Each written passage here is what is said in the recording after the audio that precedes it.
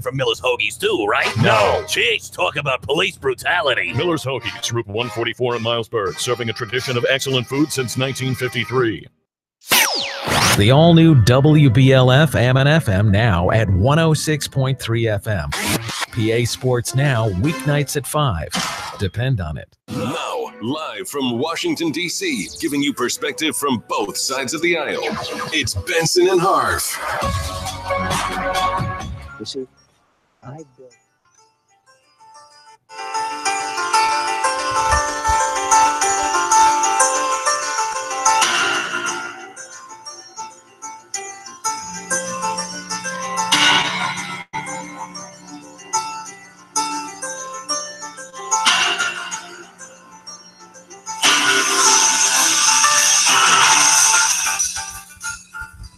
Hey, friends, welcome to Lines Live on the Forever Lines Network, the only network built by the players for the fans. Penn State coming off a frustrating loss this past weekend. They're in here tonight with the Grizz, Jimmy Kennedy, the big dude, Stephen Davis. My name's Skip Drivelvis. Yakov Israel will be joining us, and possibly DJ may be back here calling in from his son's football game. We'll be going over our picks and talking about Penn State's first loss here this past weekend. And guys, it's a heartfelt loss on the sidelines, man. It was a tough one to lose. We were there and had a lot of alumni and guys out there supporting us, and we all felt it at the end. And a tough one, guys, a real tough one. But it does show Penn State can play some ball, and there's a lot of positives to bring out of this as well, head into the rest of the season here. So, who wants to kick it off talking about this past game? Well, we say age equals beauty. Go ahead, Jimmy. Oh, man, here we go. Oh, man. Here we go. I'm the youngest on the line always. I don't even know how to talk like that. I don't even know how to. Hey, listen, man. Hey, you go ahead, man, because I don't know. I'm having trouble finding the words, man. All right. Well, you know what? The frustrating part about this past game was obviously them, there had to be a loser. One team had to lose. Obviously, we all, with the exception of Skip, picking Ohio State, wanted our alma mater to win. No, wait, stop there. It's not a matter of we want to win. We're talking picks. Picks is just what our picks are, and we're doing that based on football. I mean, I'm giving you crap, and I know you actually wanted them to win and stuff too. I was on the sidelines, man. I wanted them to win. You bet. I know, but you was over there on Ohio State side, so you don't count. No. Hey, if you look at my picture on Facebook, you'll see me standing there with Maria on the Penn State sidelines, right there where the guys are heading in and out of the game. Man. Come on. No, but seriously, on a serious note, it's they actually went up there and they executed well. It's just hard to really put the finger on what the issue was, because obviously the defense was playing great the first half. Ohio State, they made a few drives towards the end of the game, a 95-yard drive. It wasn't as if the defense wasn't getting pressure on the quarterback, and that's why they had a couple of successful screens, because our defensive line was getting upfield and putting pressure.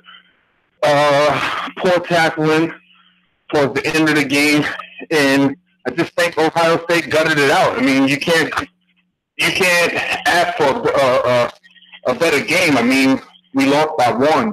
I just don't like the fact, with given the way the season is and the playoffs and everything else, I don't like, especially talking to players and stuff after the game, making sure that they keep their heads up. I know we're going into a bye, so give them time to dwell on this loss.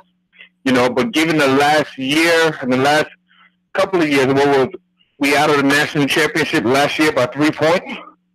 Yeah. 3 total points. So now to look at it right now, you get guys who actually worked hard this whole offseason. I know we still have a young squad and we're still building on what our team can be, consistency and so on. But it was deflating for guys, because it was just like, we don't want to play for a terrible bowl.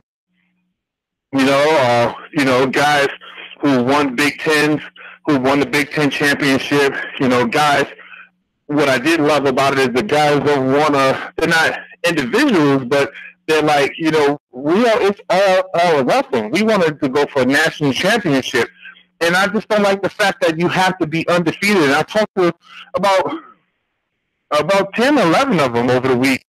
And it was just like, listen, there's been teams who play for the national championship with one loss before. Right now, I'm telling them, control what you can control, take it one game at a time, and so on. Don't let this happen. And I explained to them, I reminded them, because obviously they're all young, about how when we were ranked number 1 and number 2 and so on, when we lost to Minnesota, we spiraled out of control and lost 3 or 4 straight. So it was just like, you guys know Ohio State is ranked now, obviously the top 5 still, and we lost to a top 5 team by 1 point. So it's like, Ohio State is one of the teams that they actually have their chances of winning a national championship or competing or playing in a national championship game.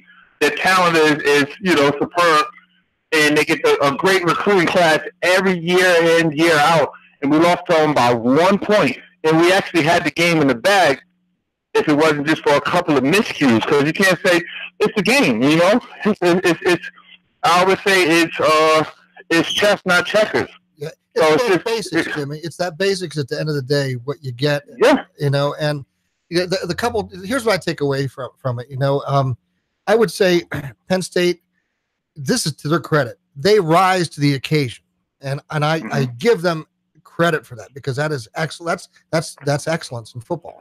Those basic things. We had 2 turnovers. Some of those basic things, and at the end of the day, they didn't have. Ohio didn't have any turnovers. We did. So that those fumbles. We had a pick. Oh yeah, we did. Yeah, we had 1 pick. Yeah, we had 1 pick. They had one. We had 2 fumbles. Okay. So again, 1 point, 1 turnover can make a big difference in the game. I think Penn State played better than I actually thought they would, which is excellent. And I think Ohio State didn't play as good as I thought they would. I noticed towards the end, I think we got gassed a little bit, and it seemed like Ohio at will, when they had to perform, kind of rose right up and drove down at will and scored. Didn't like seeing it. It pulled my hair out. We were yelling on the sidelines, but man, just an awesome game. And what I said earlier last week, I said the team that plays and wins this game, most likely you're going to see playing for a national championship. And I truly believe that Penn State would have won this game. I think we'd have been there doing it. Yeah, well, like I said, let me just say that, I'm with you on almost all the way. The only thing I say is, as we know, and let's get this to the big dude, we don't call a big elephant, to the 10 big dudes in the room, which is like an elephant. Exactly myself. But, everybody's talking about the last play call. And you know what, man? Oh, that's not it. We should have been up 17. Listen, if we're going to win a national championship in any year, we got to cash in early with Ohio State. And they came from behind, but I think holding that lead in the first half, you can do more and more damage if you get up fast. I mean, we had some more opportunities to score and go ahead. Game really, and this is just with the way we had it, really almost shouldn't have been that close at first. I mean, and then we find ourselves up 26-14 after everything. And then and you're right, Jimmy. I mean, when you pin somebody down, I mean, our punter actually was a very good punter, Gillikin. He actually struggled most of the game, which was interesting because we were beating them without that. And we get the field position that we have. And you know what? Up 26-14 in the first quarter, you got to put the game away. I mean, on both sides. We weren't able to run the football like we normally do. We normally say we were, and he beasted, man. He made plays and other things. Our O-line struggled on some of those different things that they were doing. I mean, they actually had a good game, but not quite good enough in terms of putting the game away with the run. I don't think those things change. That's where I guess I'm different.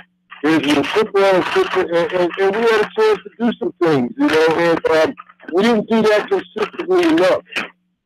If you're doing it consistently enough, then you take running and running plays and a number of things in your tool belt if you're doing well. And we did not necessarily do that. I mean, So, Well, you know, this particular team, everybody with Ohio State, when you got them down, you got to put the primary expression. You got to put the foot on the throat, man. oh yeah, you got to, yeah. Well, We had opportunities to do it, and people question whether we should have won that field in the fourth down. I'm saying I'm impressed with how we did. I think it was a little different too. When we, KJ Hamler, he really he faked everybody out. I mean, I don't know any big game that I ever see a wide out, any wide out. I mean, Kenny Jackson and whoever y'all had, and Ray Roundtree. I don't know if I saw anybody that had a 93-yard touchdown pass. It just turned them upside down, and we had Ohio State did turn upside down after that big touchdown. And KJ goes out, and of course, we just have to just get more consistent plays. Our wideouts, I still believe, are best in the Big Ten easy. He's got to be more consistent. The difficult catches, as we saw Juwan makes ESPN type of catch. That was down the corner. Dog, come on, man, you got to pull it in. Yeah. And that's what I was gonna say, because when we lost KJ and he went out, I knew we were gonna be in trouble, because he has been so far the only consistent wide receiver that we have. Unless the ball, is overthrown or something like that. Most likely if the ball's coming his way, he's gonna make the play. Special teams and so on, he's been stepping up as well. And just like what you said, if Juwan Johnson makes just 3 of the catches that he dropped, going through the season, I think the game before Ohio State he had 2 catches, and then the Ohio State, I think he has 3, maybe 4 catches on the year. Right. And that's not cool, because it's like giving his size, giving his strength, being the talent with him making the one-hand catch and so on. It's just that's what I was saying before when we were talking about him in the past, about when we was talking about when I was talking about Cameron Wake, how he had more talent in the world when he was at Penn State, but with success brought off-field success, and some people just don't know how to handle that. They don't know how to handle the attention and so on. So it's like he hasn't had a good season. But right now he's being glorified all over ESPN, and people close to attorneys always tell us, you haven't arrived. You haven't arrived yet. So how is it that how would you, beat your chest and you're still walking around as prideful and so on, as if you're doing everything possible to help our team win? Another thing that I noticed, like I said, when KJ went down, I was concerned about our team, because I know that's Trace's escape guy right now. He's consistent. Juwan needs to make more plays. Another thing that I don't like is, especially in the fourth quarter, is when we rotate our defensive line, we rotate the whole line. Wow. So as we go through the games, it's not like we're just subbing 1 or 2 guys in. The whole defensive line comes out. So as they was moving the ball, I'm looking at our second string guys and our third string guys and so on. I'm like, what's happening? Where's our starters at? Why don't we have our guys out there? Yeah. So it's like, well, you think Ohio State would see that too? Yeah, they're seeing who's coming in and out. They're seeing who's coming in. They see who's in and out, where their strengths are, with who's in. Yeah, and when I played, it was like, I guess obviously we come from a different time, but it was like Iron Man football. I was like, I'm not coming out the game. Yeah, especially when the game is on the line. Yeah, well, and unless, or you make a bad play and Joe be like, "Get him out of there! Get him out!" Yeah, you're right. Yeah, you earned it. You played it. Wow. But if you look at the game, we always have, like, we need to figure out a better rotation where we take Sharif out, we take out, maybe Givens at the same time, and we put someone else out there, whether it's Etor and Shaka, with Rob and Fred, and we just move stuff around. Pair them up and stagger is what you're trying to say, right? Yeah. And then when Etor come out, Etor and Rob, then you have Sharif and Kevin Givens out there, and maybe another defensive end, Daniel or someone, like, you know what I'm saying? So it's like we always all right, move the whole defensive line out. What? What's happening? Like, it's about rhythm and grooves and so on. Because as the game goes, it's just like you said, it's checkers. It's like, all right, here's what we're doing. Here's the adjustment we're going to do. All right, they double teaming me this way. Hey, linebacker, you're going to have to fly a little bit faster because they're holding me or they're chipping up on me, hitting my hip or something. Then when a whole new guy come in, if that's not passed on, they move the ball like they did on it. Oh, yeah, and then they do the same thing all over again to the next guy. Yep, 95 yards. Let's just say there was 12 plays. Our backups was out there 7 out of those 12. Wow. Yeah, and that's the whole thing. I wondered why they saw so much stuff, and everybody talks about the adjustments they made. I think the adjustments they made is they recognized the personnel. Yeah, right. Right. And a young man, the quarterback, I forgot his name, number 7, he saw it, and as much as they struggled, and as much as, especially when you have somebody in there, you got Sharif Miller. Sharif Miller is killing their right tackle, number 59. Mm-hmm. He's had us for lunch, and Sharif Miller's playing with the attitude we love been waiting for, you know. It's diamond. So that's when you put the pressure on, and those guys that stay in, if they need a break, right there, the game on the line, you got to have the best of got to be out there. The ball, either side. Yeah, that game on the line. See, but the thing about this, though, go back to what we're talking about here. Let's say if KJ never gets hurt, do we run that last play? Right, and see, and this is what I'm going to say. I don't know. Here's the thing. One play class, and this is what I give him. There's one tight end. I forgot how long the game was. I want to say the game was about maybe 45 yards. Coming out, and Penn State was not, they were deep in their territory. Tremendous play call and tremendous read to hit the tight end. Now, we're in their territory.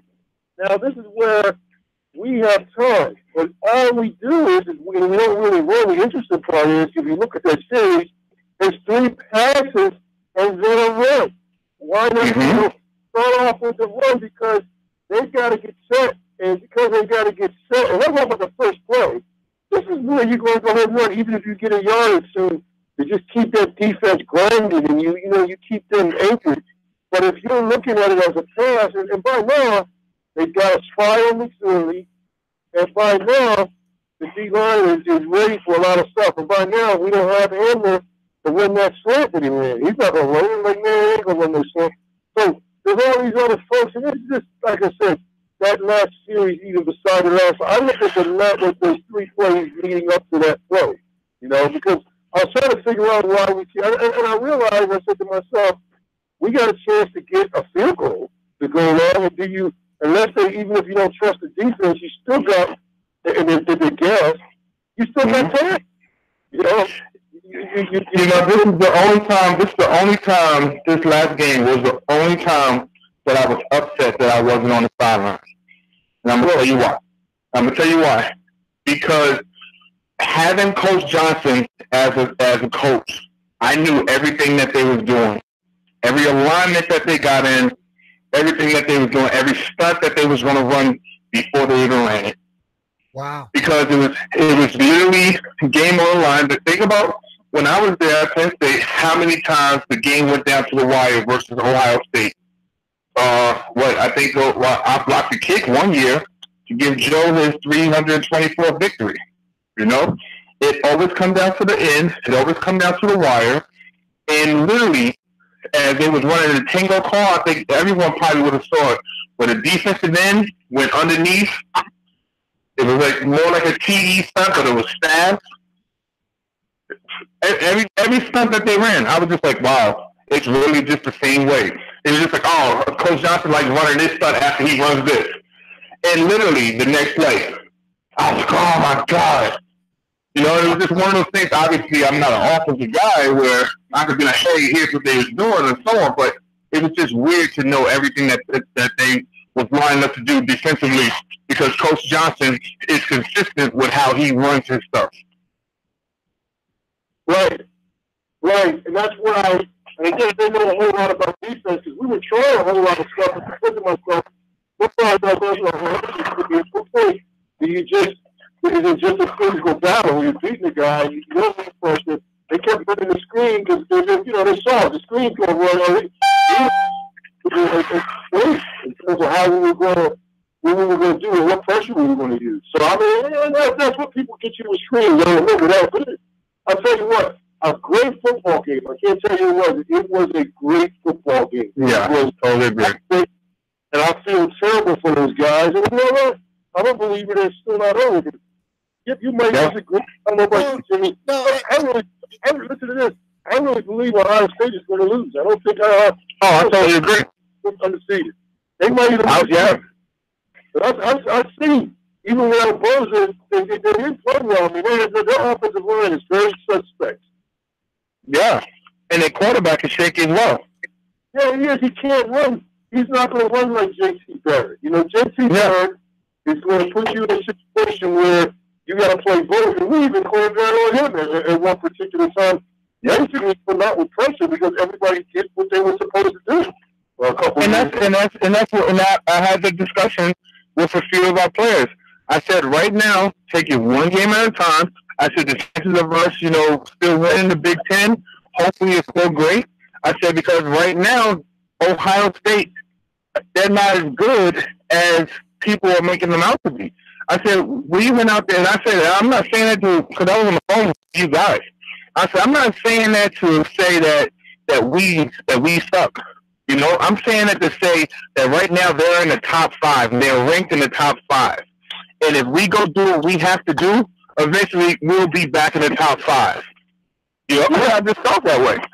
Yeah, I see us being a top 10 team for sure. The only other point I wanted to bring up yet real quick was, you mentioned about the punt game. I saw Blake warming up. He was crushing the ball.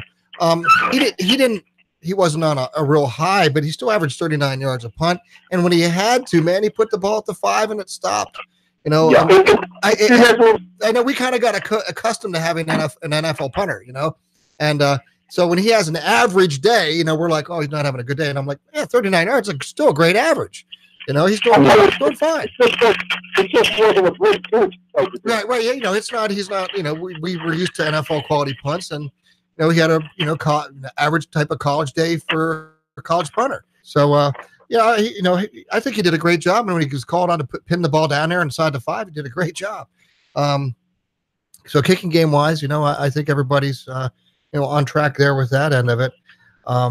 It's a tough loss, man. It's bitter. It leaves a bad taste in your mouth, as it always does. So I'm just so proud of what I saw. I mean, when you get the statistics about the people who were playing, the depth that we built with freshmen, I think you basically were saying that in the first game. The best thing you said was, that first game that we had, you said, what, it's not the worst thing that, that we win 59 and the 15, because guess what? We had to find out about who we had and legitimately build depth and legitimately have people in pressure situations and legitimately have people who can overcome a lot of obstacles. And I think we have that, and we still do. This is where, I think it's time to really look at who's ready to step up.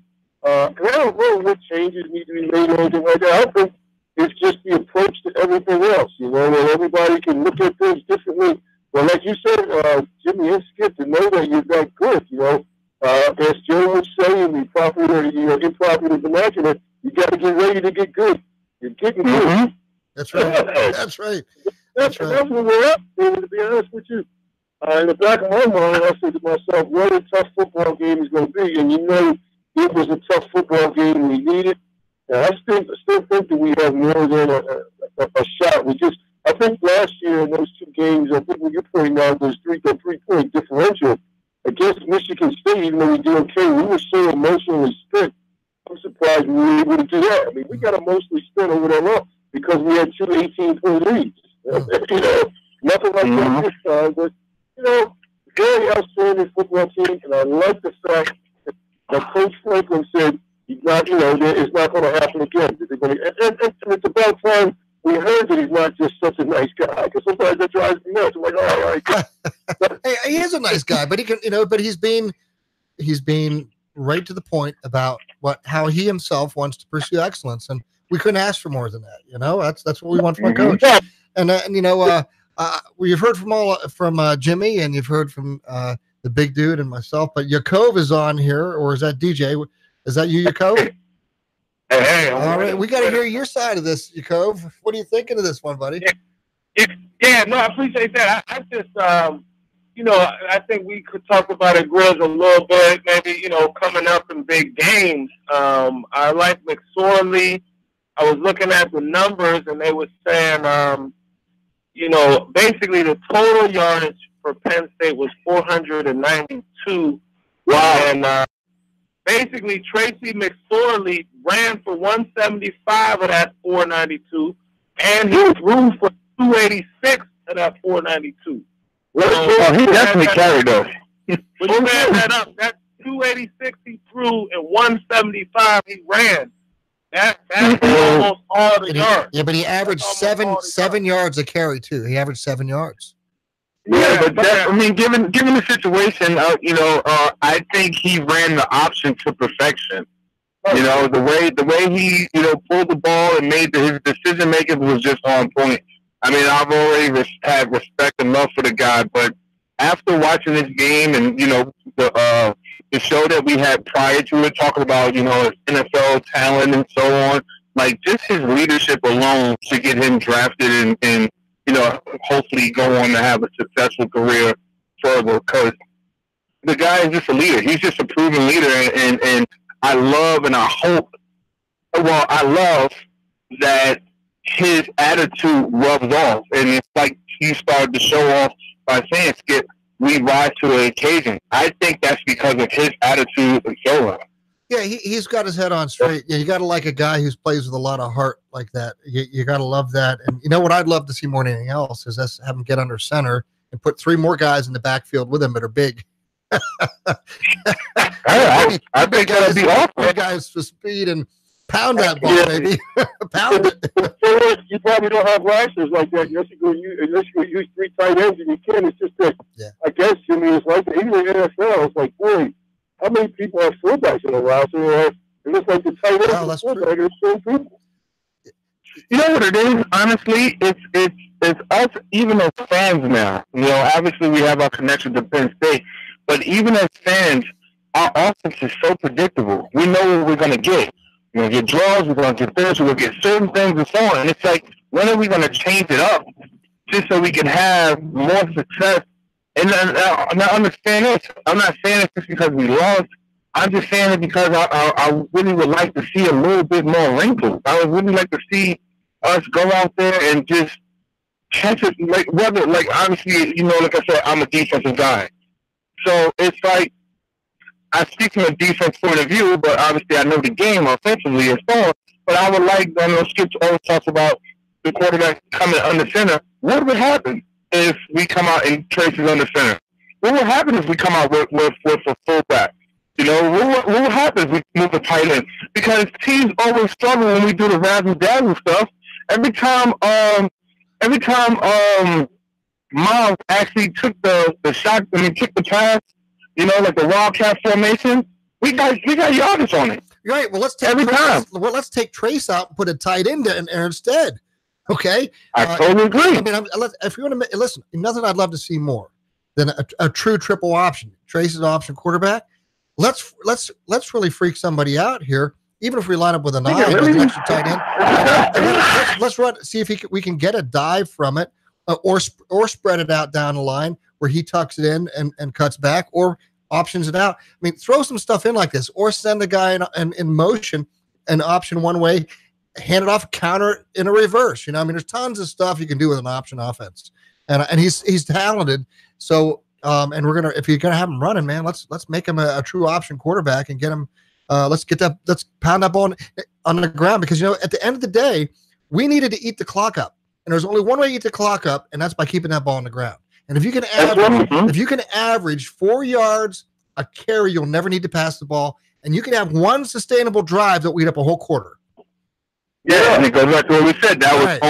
We was only able to do that by running that option and having Trace make the decision. So it was like, once that got taken away from us, what else did we have? Right. That's the truth. That's exactly what I was saying. So we played, like I said, O-line for the most part. We protected him extremely well. Yeah. Oh yeah, when he needed to pass, he could pass. And, Yeah. and you open that up when you start running that ball like that, and then you start to pass it. Man, you have them in their shoes, not knowing whether to drop back or come in, and then you got them because then you're attacking them. And I think what happens is Jimmy, in the defense side of the ball, when you're an attacking defense, you're going to cause turnovers. You're gonna get people stopped behind the line of scrimmage, and that's what we see happening. Yeah. So mix it all up. I mean, I'm all about it. Yeah, Cole, what do you think about the DB play, man? Well, I mean, I felt, and I don't know how they look at it, but I definitely saw a lot more aggressiveness and a lot more attacking.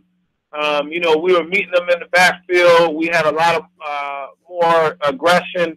I don't think they really had a 20-yard gain until the second half. Maybe they might have caught one pass, but as far as runs over 20 yards, they were slim. So I definitely was impressed with the team standing up to the strength. I guess that was one of my concerns, and I just like to see us continually attack defensively like we did, and I feel like there's nothing saying that we can't win the next win out. You know what I mean? So and who knows? Ohio State. They're normally good for one loss. So I mean, but I guess at the same time we would still be down. Yeah, the head-to-head has us on that one. They need at least two. They got at least two. It has to be somebody we beat. Yeah. So but it can happen. It can happen. I believe it can. I worry. No, go ahead. I had a play I was going to run by. I was going to say, you know what? In terms of DB play, I love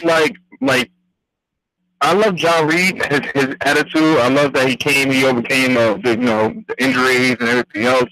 But when the game is on the line, or when it's like a taller receiver, I worry about him making the play. Not because you can't measure his heart. The guy always comes to play.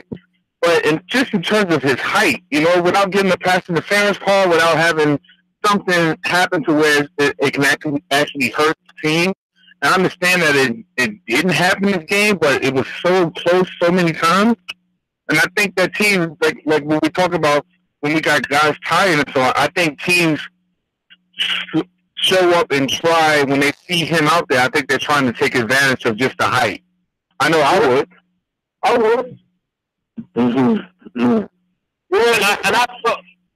I'm sorry, go ahead. So, no, I was just going to add, I felt like that these back rides, it seems like they've got a solid core now, and I felt like that's what we have been wanting to see is just, settle in on your 11, or settle in on your 12 guys or your 13 guys, and not rotate all the time. So I felt like, defensively we're getting a rhythm out there. Guys are starting to get used to playing with each other and comfortable with each other.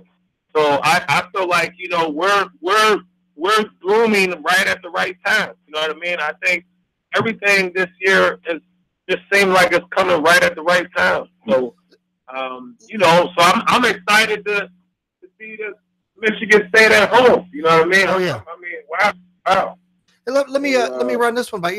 We have position coaches, right? And if they're there, their job, I would think, would to see when their boys are in, how they're playing, engaging with the coach, who should come and who should come out, come and go. So it's got a kind of combination between, the player saying, "Hey man, I'm gassed, I need some air," to the coach, position coach saying, "Okay, let's cycle him out. We need to get this guy in because he's getting beat on his play." This type of play. So I think the position coach should have some say in that. I don't know how they're rotating, but you say they're sending the whole defensive line. I'm just wondering, is that the coordinator's call or is that the position coach? I believe it's always been the position coach. Okay. So the coordinator is not going by who's tired and so on. they're looking at the people. They got the headsets in their air, and they have whatever the personnel and stuff is going on. They can't be watching who get tired and so on. Well, they're watching who's missing plays or who's maybe not following his keys or on his reads. So if you're seeing that as a position coach, you're going to say, okay, get him out, get him in here, and get him straightened out while you have another guy going in there doing what he's supposed to. Yeah, but then that will actually have us using substitution only if a person is messing up, instead of it being a fatigue thing. If it's only messing up, I'm just saying as needed. Okay, I mean, as you see these things as a coach. No, don't get me wrong. Yeah, if a combination of anybody. Yeah. Yeah, if the defense coordinator see a guy is tired and so on, he might say, "Hey, sub him out." Yeah. But overall, that's the position coach. Usually, like when we go into a game, it's like, "All right, here's the series." It's like, "All right, the first 3 series, you got Jimmy and Spice. Then they're gonna come out for a series unless something happens." So unless it's like 4th and 1 or something like that, or then you gotta go out there. Unless we losing or something like that. But usually I go in there knowing it's a coach to go call say, "Hey, it's a 3-1 series." Yeah. And I guess my thought is, secondary wise, rotating and all that type of thing. Obviously, to play a zone, everybody's got to be on the same page. So the more we can work this zone together, and get a rhythm, and I think now we're getting that, and I feel like our defense is definitely, blossoming at this time because I feel, and another thing we got to consider now is freshmen have 4 games to play, so they're playing freshmen just because they can.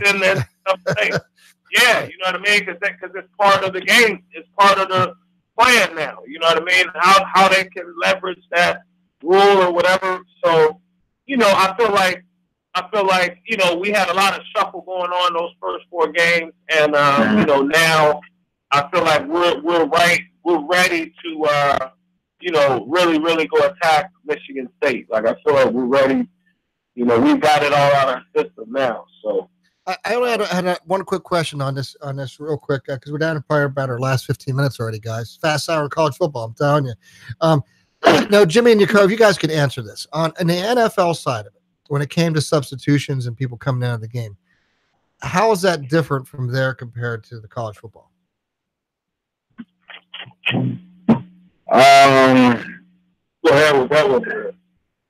I think it all depends on the team.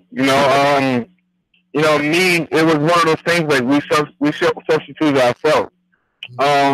Guys get paid to do a certain thing. So you knew if it's 3rd down and me going in as a run guy, he was like, man, I don't want to come out, but I have to. So it was never a substitution thing for me, like in terms of fatigue, but it was just like my goal was to stop them on 1st and 2nd down because 3rd down, a pass rush and defensive tackle is going to come in. I'm going to go out. If they stop them, then I'm off. Then I go back out 1st and 2nd down, and then the same thing. If they don't stop them, I got to come back out because it's 1st and 2nd down, or they decide to go for it on 4th down or something like that. I knew when I was out there. So it just all depends. And as far as like when I was in Minnesota, and I played across the D line, it was one of those things that's like, I knew going into the game, and I knew re-signing with the Vikings and different stuff, I knew that Pat Williams was an older player, and I was already told that once I signed that, hey, we don't want him, we get our best production from him when he plays 20 to 25 plays a game. So it was one of those things that's like he'll start the game out, and he was the starter, and then he'll get 4 plays, 5 plays, and then I knew that I was out there. I didn't have to have nobody tell me and nothing like that. I just look at him, he'll look at me, he'll give me a head rub or something like that and come running off, and I'll run out there. Wow. It had nothing to do with the coaches or anything like that.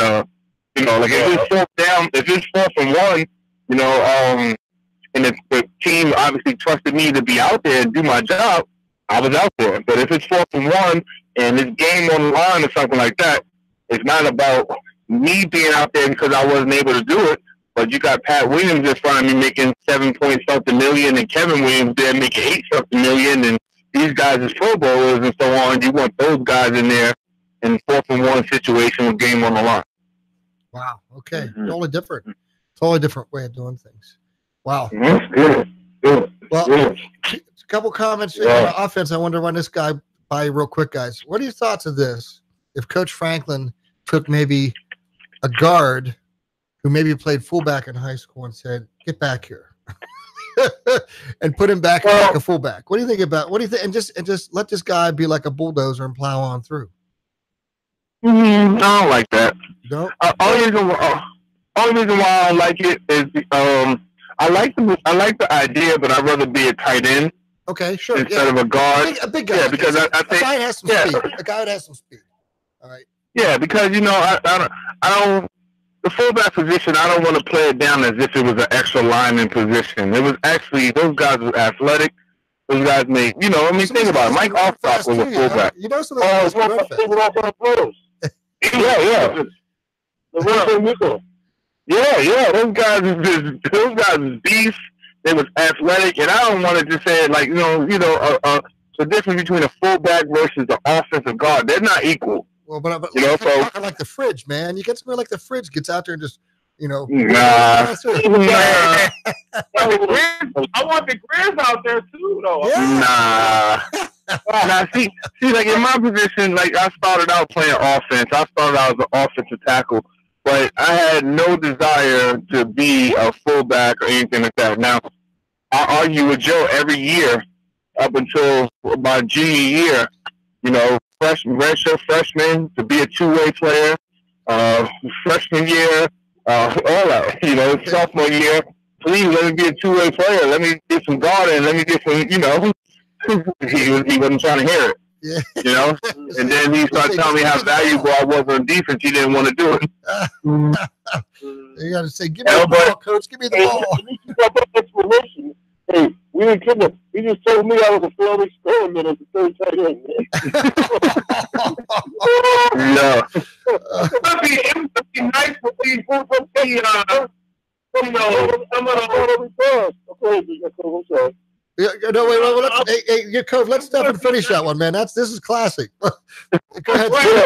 So we were to Texas, and they told me to come out for early work. I'm like, I hated going out for early work. I said, who's calling me out to come out for early work? And they said, Joe, this is for early work? And he said, take your clothes off. He said, we're going to look at 3 tight end sets. So we called the plays, I learned all the plays. And we looked at them like 6 or 7, passes to the goal line and stuff. I caught him now, Yeah. And it was over with, and they walked off the field. Of course, I don't ever solicit Joe's input for anything. I said, hey, coach, you didn't say anything. How did I do it? He goes, well, that's another failed experiment. I said, coach, I caught the ball. He said, that's the ball, but you can't make anybody miss. Yeah. You don't have to with a guy 6'8", man. Unbelievable. I can't. You saw that nobody in front of me. I can't. I was like, wow, I'm a sucker player. Oh no! Wow. Oh, that's awesome. That's awesome. Yeah, it was the same situation with me when I was there. Obviously I had to be, even in the NFL, I had to be the tight end on field goal protection. And if it was a fire call, run to the back of the end zone and everything else. And then we had the wedge. So the same thing, I had to come out early all the time to catch kickoff and punch and everything else. It's like, you really? Like, man. Yeah. That's awesome. No, I was just saying, I think it would be nice to see the Grizz and maybe Spice, running in there one play. You know what I mean? I don't know if they would ever go there, but it would be nice to see them D linemen, them know some talent. Didn't Spice do it a couple times in Chicago? Huh? Didn't Spice do it a couple of times in Chicago? Oh, I didn't know. I don't know. Yeah. That's awesome. But here's another thing. as a defensive player, as a competitor, if I was to see Spice out there, I'm gonna blast him. Like just to blast him. Just so you could. You know? I'm gonna blast him just to blast him, but because it'll bother him, it'll bother his game defensively because he won't get the opportunity to line up. It's not like they'll be doing it every play. So you just take him out. You just blast him.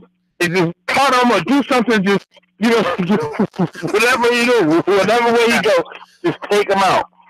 You know what I'm saying? Now, could you use like Grizz, you know, when he was maybe a red or like a true freshman or redshirt freshman or a sophomore, you know, and then maybe, you know, before you actually became, or maybe, you know, maybe before you became full time, could we? No, Joe wasn't trying to hear it. Joe wasn't trying to hear it. So, as soon as he saw me, when I showed up there and I was 370 something pounds, LeVar and all of them was just laughing, saying, "Man, they lied to you. they told you to go play defense. Yeah, they lied, bro. You look like an offensive tackle, offensive guard. So get your mind right first day of practice."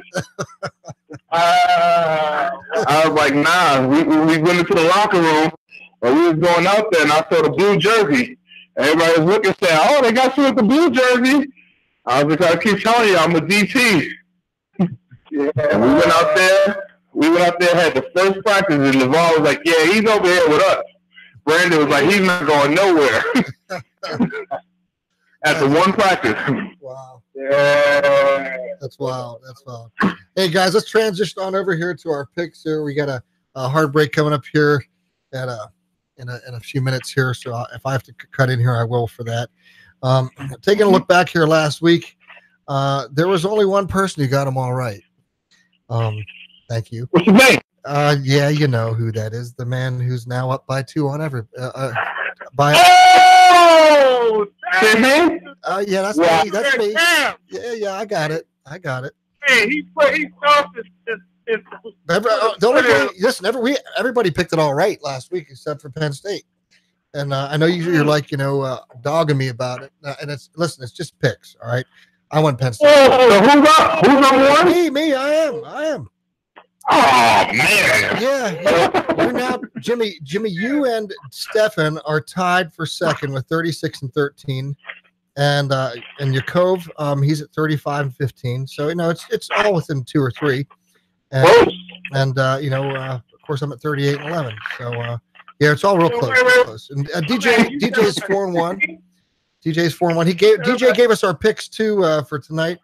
He was hoping to try to get in with us. His son had a football game, so I hope he does well out there. We were hoping he could call, but definitely next week he said he was looking forward to being with us again. But he did give us our picks for this week. So again, it's that time of year when teams are taking their bye weeks. So we're down to I'm only picking a few games here for the Big Ten. So we'll do it all over again, and we'll see. Keep plugging away at this throughout the year. And I'll tell you what, it comes time for the bowls. That's when we're gonna have some fun with this. Yeah. We just may do a whole show, just nothing but picks for the bowls. So that'll be great. All right. Hey, well, here we are at week 6. We have Maryland at Michigan. I'm going Michigan. Yeah. We're all winning that. Yeah. They might tell us we games is not good enough. Right. Yeah. I don't know. Michigan had a decent record. Michigan's record is decent so far. Yeah, they are. They're going to be a tough game for us. Yeah, it's going to be a tough game for us. So, yeah, I want Michigan. We get them, though. I think we get them. I think we can beat them. I think we can beat Michigan. I think we're a better team. Yeah, definitely. But, I'm not going to. Yeah, no, we got yeah, I think we got them. But I don't think Maryland right now, man. I don't think Maryland's got what it takes. I mean, but Maryland's playing okay, but should be a decent game to watch. Then we next have Northwestern and Michigan State. Is that Michigan State? It's at Michigan State. I'm going Michigan State. Okay. Yep. I guess I'm going to go with Michigan State. Just Northwestern. They find ways to mess games up, man. They'll probably play with them too, but they're gonna find a way to mess it up. Well, Yeah, I agree. That could happen. Now, a little bit different. DJ picked Northwestern over Michigan State, so interesting to see how his pick goes with that one. All right. Now, let me just jump in here real fast. I just want to ask this question on Penn State. They don't play this. Obviously, no, yeah. I just want to mention it though. Obviously, Ohio State has a high ranking amongst this country. You know, amongst the reporters, all that type of thing. Now, because we had the lead and we lost by 1, do we share that, or are we still low? You're talking about rankings, right? At ourselves, are we saying to ourselves? Are we 11 right now? We are at number 4, or are we saying ourselves we are top 10? You know what I'm saying? Because obviously, if we would have beat Ohio State, would we have been, you know? So and we were that close. Do you think we share the same glory? Oh, you saying respect, basically? Yeah, that's what I'm saying. Well, here's what I think. Here's what I think, Jacob. I think because of the situation, because I always feel like there's haters when it comes to Penn State. You know, so I feel like this. I feel like if Ohio State lose, they will have a major drop because of Penn State. So I think they'll have a major drop to justify not putting Penn State in the top 10, top 6, or whatever. So I don't think, so I'm not sure when, but there's going to be a point in the season, if Ohio State lose, that we won't have anyone from the Big Ten in the top 8. Yeah. I see what you said. So it's just going to take that one loss. Yeah, so it's going to take that one loss. So if Ohio State lose, right now, there's still so many undefeated teams that, let's say Ohio State would have lost right now. You know, Penn State, I don't think they would have put Penn State at number 4. You know, I don't think they would have did that. Hey, that's what I was trying to say. No, I don't think they would have put Penn State at number 4. Because we was already ranked, 9 going in. We probably would have moved up to 7 or 6. I don't know, Jimmy. I mean, I think we could have swapped this on it. We could have been close, within 1 or 2 then. But yeah, you're right. You're right, though, Jimmy. You're right, though. And I'm saying though, even though Ohio State is ranked 4, are we truly number 11? That's what I'm saying. Here's what it is. Or should we be number 5? This is what I'm telling you. We're truly ranked number 11. Be number 5. We're truly ranked number. I'm gonna tell you why. We're truly ranked number 11 because technically, given Ohio State shouldn't be ranked number 4. They're ranked number 4 because of their coach. They're not ranked number 4 because of their talent and so on. They're ranked number 4 because of their head coach and their history. So Ohio State is overrated right now. Then. Yeah. And that's what I'm trying to get. And listen, they had their first major test versus Penn State, and I would like to say that we lost that game, and we lost by 1. Yeah, exactly. And that's why we all believe that they will have another loss, or if not 2. I mean, they'll have a loss, if not 2, this season. Yep. Because they're not as good as as people think. Yep. Hey guys, stand by. Nearest you, go to discovertheforest.org. Brought to you by the U.S. Forest Service and the Ad Council. 106.3 FM and 970 AM. WBLF Bellefonte State College. 292 EZ. Altoona Bellefonte State College. Local news, sports, and weather. WBLF. Depend on it. Hey, welcome to Lions Live, the only network both by the players to the fans here. Broadcasting live here at Magnum Broadcasting Studios in State College, PA. We got the big dude, Stephen Davis. The Grizz, Jimmy Kennedy, Yakov Years. My name's Skip Drabovas. Talking some Penn State football here. Wrapping up our show tonight here. Going through our picks here with the Big Ten and what's happening this week. Bunch of teams off this week. Penn State's off. And we're moving right along here with our picks and right along here to Illinois at Rutgers. Oh, wow. come on, that's not that hard. That's not that one. Is it? I mean, look how Rutgers been playing, guys. I mean, I can't go down there. I can't go down there. Hey, who is it? Illinois. Illinois has been a little wild. Man. It cost me a couple games already. Oh, no love for Lovey? No love for Lovey, huh? Yeah, I was waiting for that. Actually, I showed him some love. I'm taking Illinois on this one, man. Illinois on the road at Rutgers. DJ picked that one too. Yeah. We're looking a little harder at this. Anybody disagree? Oh, yeah. Anybody picking Rutgers? Had a bye week. Yeah. We have a bye week. Last week, Illinois had a bye week. They didn't play after they played. All right, I'm going Illinois just because they had a bye, so they got 2 weeks to prepare for this. Yeah, that's a good point. Let me see what That's the only reason. Now, did Rutgers have a bye week last week or no? Let me check. Stefan, what are you thinking? Rutgers football. Okay. Did we lose the big dude? Stefan, you there? Big dude. Yep. Oh. What we got? Okay, so Rutgers playing Illinois 24-17. They lost. 24-17. So, I mean, one touchdown. That's one touchdown. So who they playing? Well, we got Illinois at Rutgers this Saturday. Yeah. Rutgers will play a tough game. It'll be hard out. It'll probably be close again. I think the Illini is going to win, though. Okay. Yeah, I gotta go with Illy. Go with Illtown. They call it the Oh, man. Illtown, baby. Hey, Chris, come on. NYC don't always have to be the boss, man. It will never be Chicago. Hey, what do you think of this one? We got Iowa at Minnesota. That's going to be a good game. I don't know. Of these two teams, I think it's going to be a good game, Jimmy. It's going to be one worth watching. Yeah. What Iowa do last week? I think they won last week.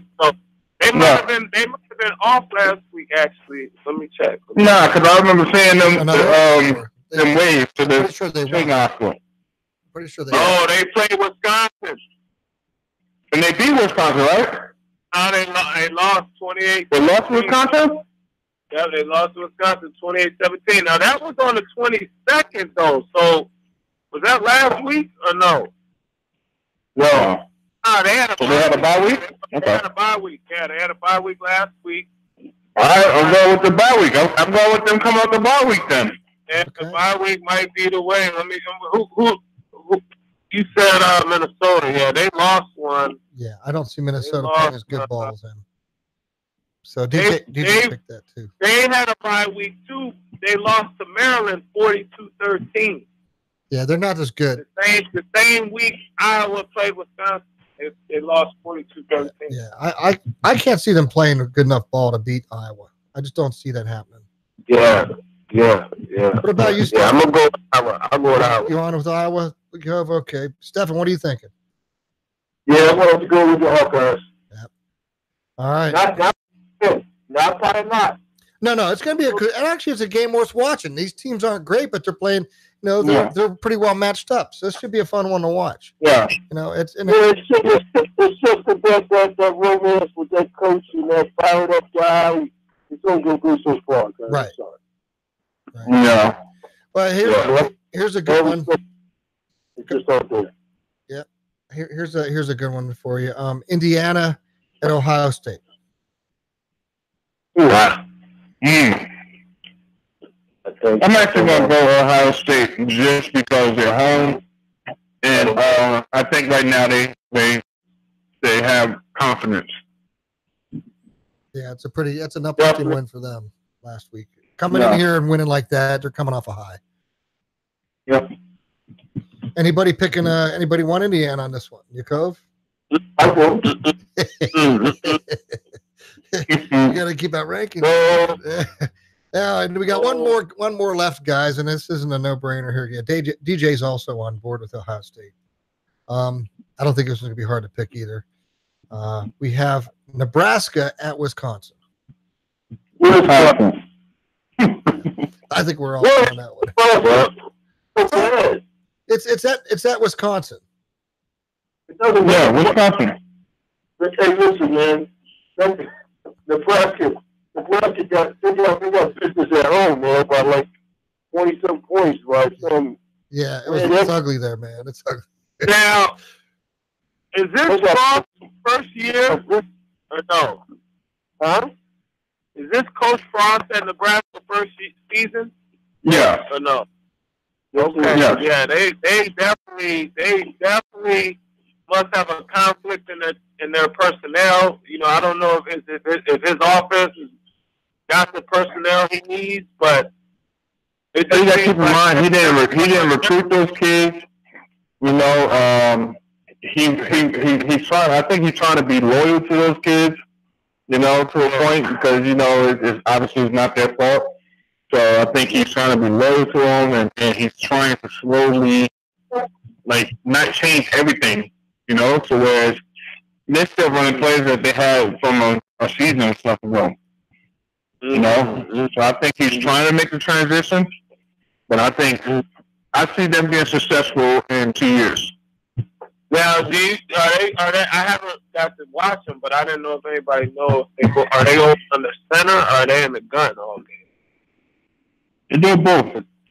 Because I know, you know, obviously he wants probably to go under center, but I didn't know if they transitioned or not, or you know. So Here's what I think about Nebraska, because of Scott Frost. I don't see them ever getting rid of him. No, that's what I was saying too. I think they will hang in there with him because they want that old school back. Mm-hmm. They like their offense. They like getting the big boys. They beef them up in that corn out there all year long, and then they get them ready to get out there and they like running the ball. So I can't see that ever changing there, Jimmy. You're right. Yeah. Yeah, I think they like that old school football, and you know, it's like I'd see that be that way at Georgia Tech too. Georgia Tech, I don't ever see them changing, you know, from that triple option, and I'm glad we need to keep teams like that out there. You know, Navy and you know, they wasn't even like that when we was in college. I don't think, Chris. I don't think. I mean, well, they I always think have the big boys came in front about of them. Coach Johnson, I said, Coach. Because I was recruited from Georgia Tech, and Coach O'Brien was the running back coach, and he was my recruiting coach, and they weren't running options. Oh, you're talking Georgia Tech, right? You're not talking Nebraska. Yeah, Georgia Tech. Okay, Georgia yeah, Tech. But they're running it though, you know, well. But they weren't running that, you know. And then I know in '99, you know, around that time. Yeah, this year, you know, Paul Johnson is a smart guy out there running that option. I think they just have problems executing this year. They played some tough teams, and they played a lot of them well. They have a tough schedule. You know, but I love that offense. But Nebraska, I never see them changing it. They want to keep them corn-fed boys out there lining up and coming hard at you. They get them big and strong. They like them like oak trees. Out there. You know, that's the way they like them. I don't see that changing. So I think you're right, Jimmy. And that's it for this week, guys. It's a short week with the Big Ten. I mean, they got a lot of teams on. You got a bunch of teams here taking a break with the midseason upon us already. Time's flying by, guys. I mean, this season's well underway. I mean, won't be long here. We have some playoffs and bowls to see what to be watching. Only 6 games this week. So last week was 5. Last week was we had 5 games last week. So we still got guys. Yeah. So we you know, it's that time of the year, guys getting a week off. So it's our turn. I'm sure our guys are you know, getting some time to lick the wounds and get into the training, get in the trainer and get healed up a little bit, because I know the rest of the season they're going to need to gear it up, because we got some tough games ahead. The season is upon us, and with the 2 Michigans coming up and a Wisconsin, man, this is it's time to do because we don't want to die. It's that simple. I think we'll do it. It's going to be great. So any parting comments, guys? So wait a minute. Why that emotion is strong? What's that? Are we gonna go undefeated? Are we gonna go undefeated? Well, we are undefeated. We lost one already, Cove. We lost one. I'm talking about the rest of the season. Stefan, thanks so much. Stefan, thanks for joining us, brother. We'll catch you next week. All right, Yakov, go ahead. No, I was just saying. So would you keep going on that right there and say we're gonna win now or what? Oh, I don't want to do that now. Take the fun out of picking every week. Let's go take the fun out of picking every week, buddy. I was just checking. Hey, I'm just wondering if you ready to come on board and say, hey, I see nothing but wins. So I didn't know. I'm just checking. I think I am. I know they got to give you some gain. They got to have gain a little something. Oh, they have. They have. You know, when I'm talking picks and stuff like this, man, it has nothing to do about wanting us to get the best recruits, wanting us to win every game. That's a given.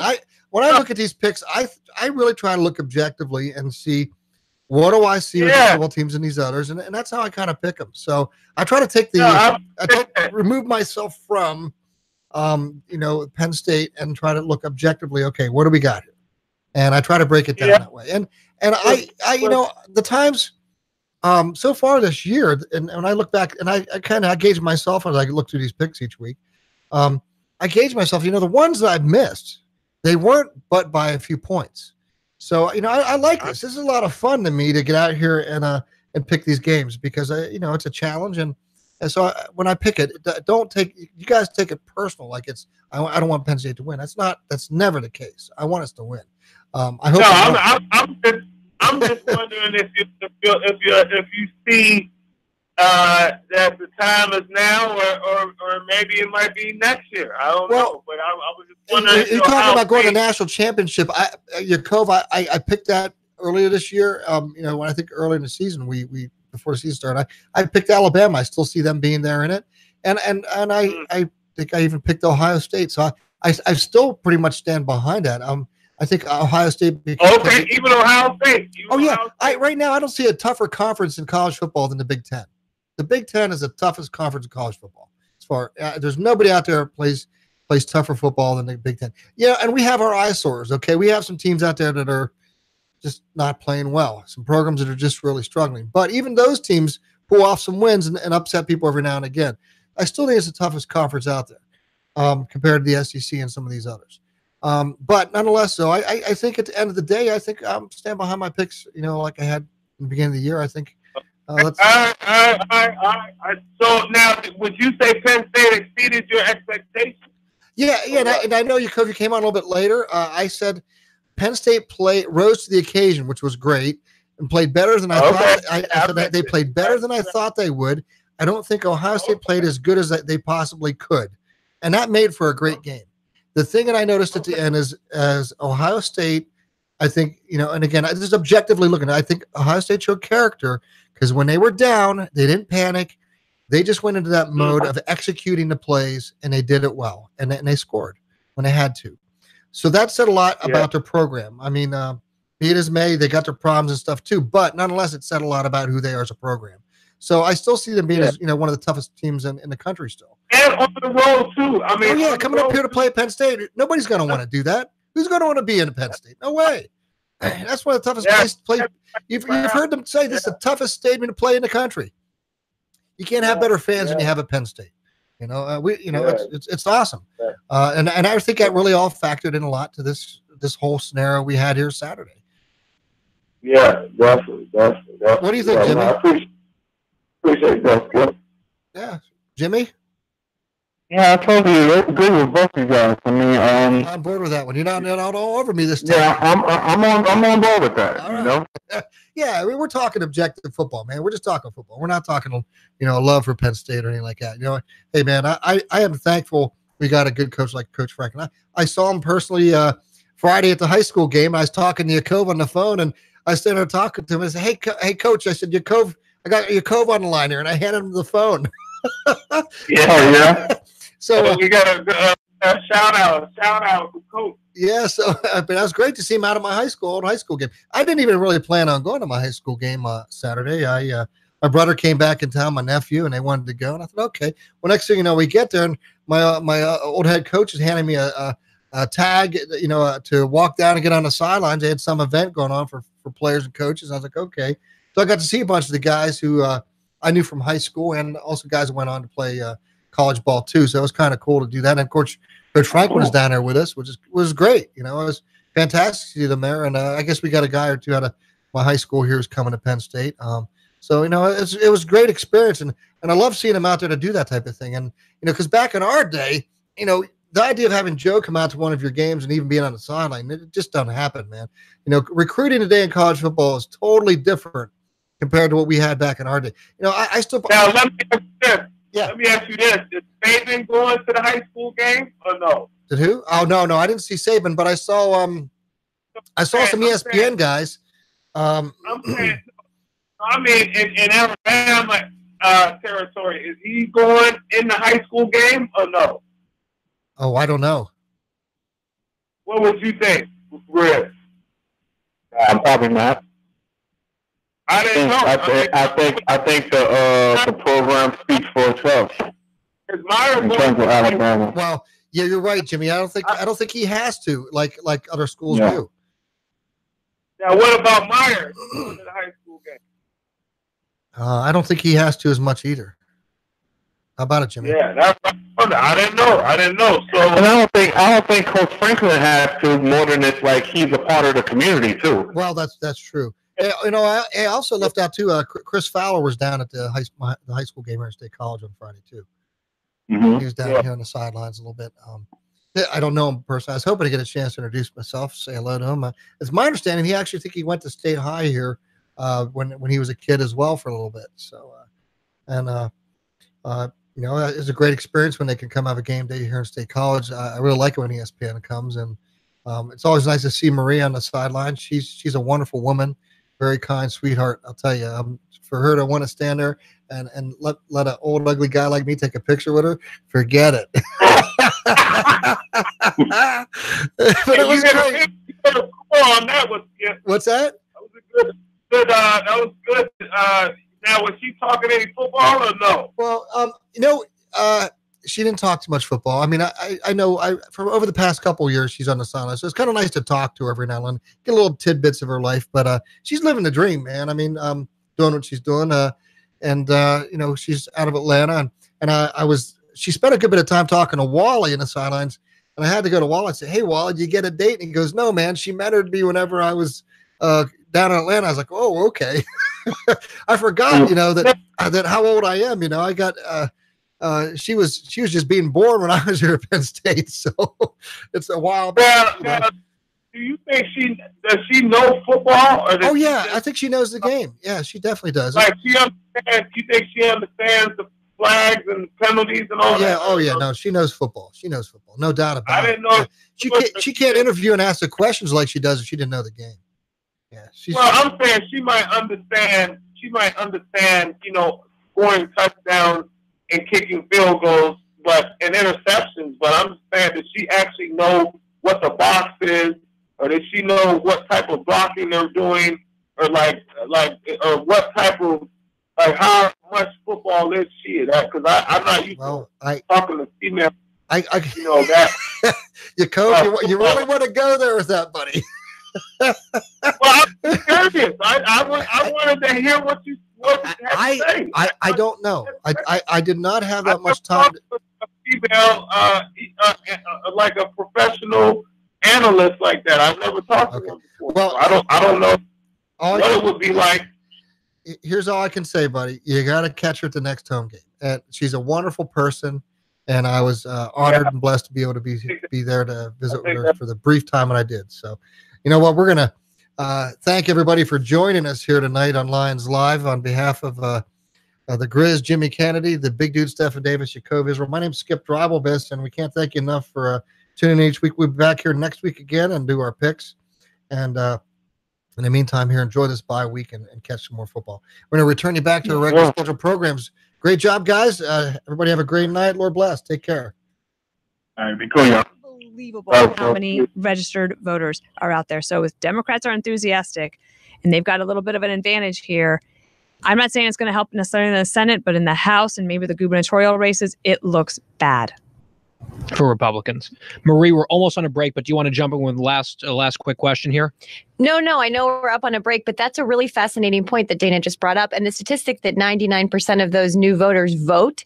I mean, the average percentage of voters that vote in a midterm that aren't newly registered is really low. Yep. And so I think, a lot of us are making predictions about what will happen in 34 days, but there's a lot. And I would just there's add a lot that's new. I would just add that it's very hard to get accurate polling when you have this many new voters because they're not already on the vote, like the likely voter rolls, they're not already there.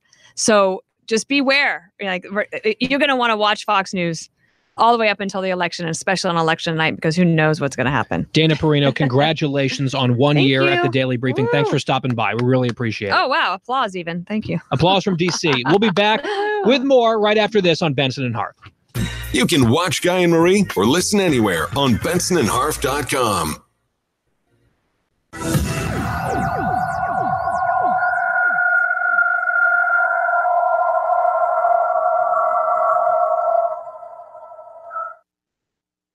Do you have an idea for an invention or new product? Do you think companies would be interested in your idea? Do you want to try to get a patent? Then call InventHelp now. InventHelp keeps your idea confidential and explains every step of the invention process. We create professional materials representing your idea and submit